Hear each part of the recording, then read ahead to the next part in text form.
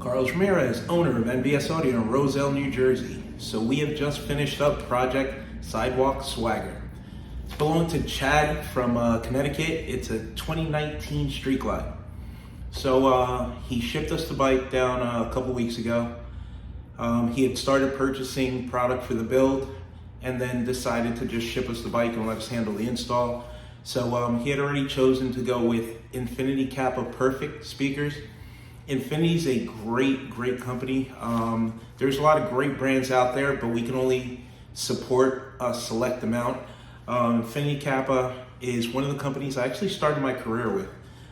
We used to use them a lot in our builds back in the mid 90s when I started doing this.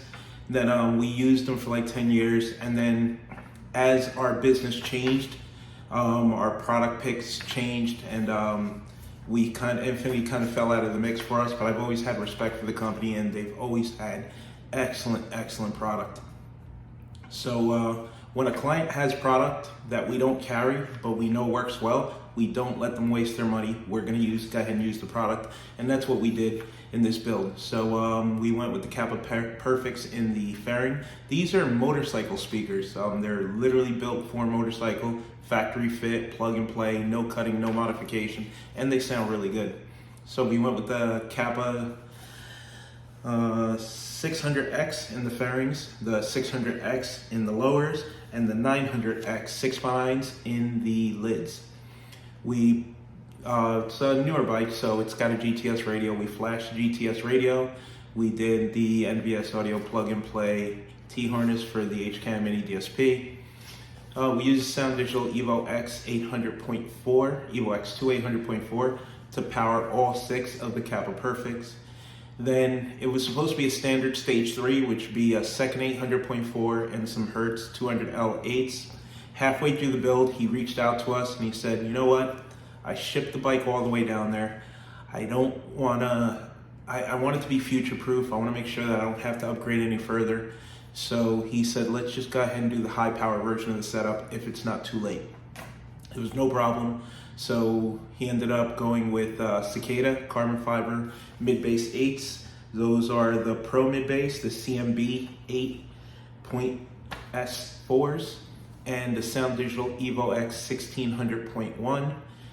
And they do be bass knob. So you can see the clipping up front, control the volume of the 8-inch mid-bass drivers from the handlebar controls.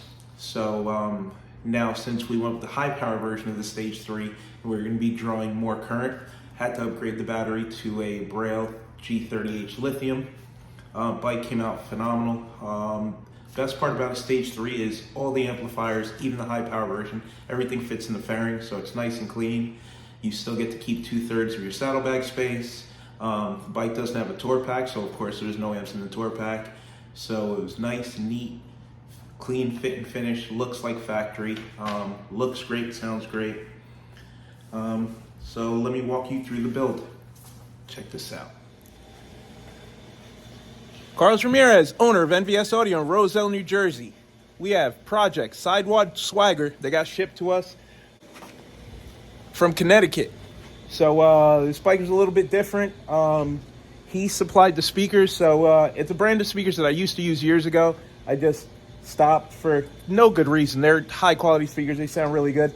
As a matter of fact, Kyle was disrespecting them and they completely surprised him with the output. Infinity Kappa. I started my career with Infinity, and then years later it just didn't match what we were doing, but they still make a quality product, and this bike sounds phenomenal. So we have the Infinity Kappas in the fairing, in the lowers, and the 6x9 lids. Then we went with the Hertz 200Ls for mid-bass, 2 Sound Digital Evo X 800.4s in the fairing, looking nice and neat, HKI Mini DSP, and of course the bike was RTA tuned. Now she's ready to go back home.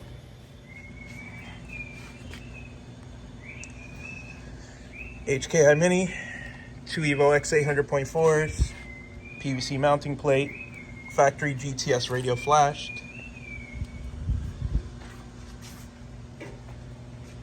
Now Kyle's gonna neaten up the harnesses and we're gonna button her on.